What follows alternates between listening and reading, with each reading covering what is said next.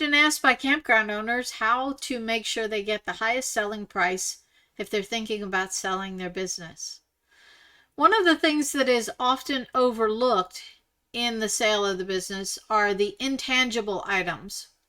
Things like your brand, your website, your customer list. Those are not part of the traditional financial statements in America. They're not part of GAAP. So we don't know how to value them, so we just skip them, basically. But they hold great value to a purchaser. So just as an example, if there are two equivalent campgrounds across the street from each other that have both been in business for the same amount of time, have the same amount of sites, very correspondingly the same.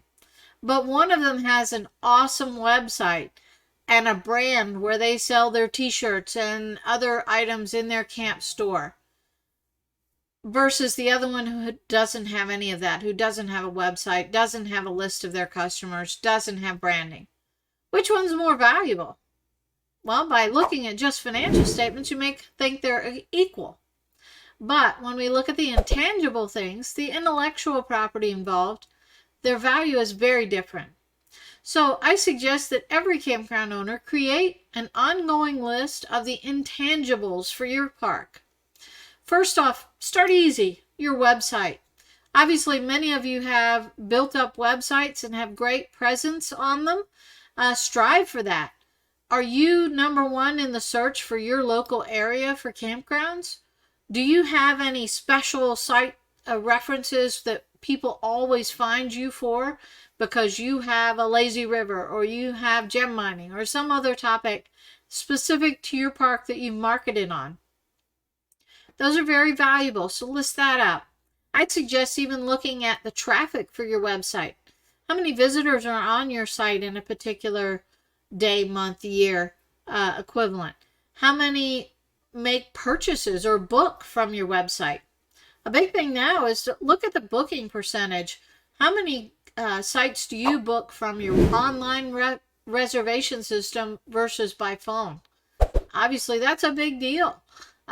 The one that books more online is probably going to have an easier time from staffing perspective and less workload for a new owner. So it's very important to list out.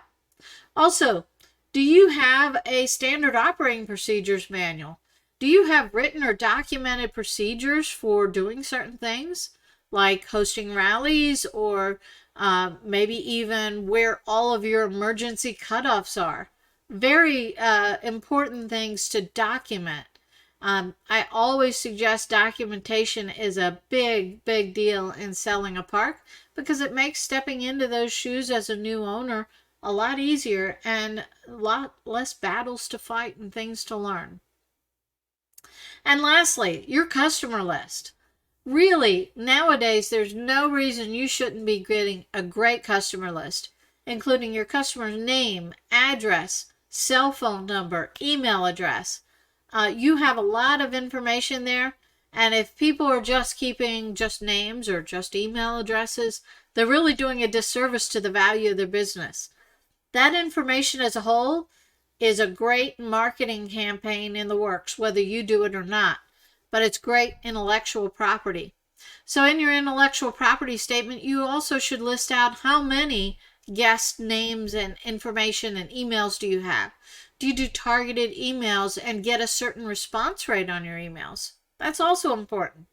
So I'd love to hear your suggestions of other things that you feel are intangibles that make your park special other than just what's on your financial statements. Let's have a conversation about this. I'm Donna Bordeaux from campgroundaccounting.com. Please follow us on Facebook and Instagram. Make sure you check out our blog and our website from the link below. Subscribe to our YouTube channel and hit the bell to be notified when we post. To contact me, email me at donna@campgroundaccounting.com.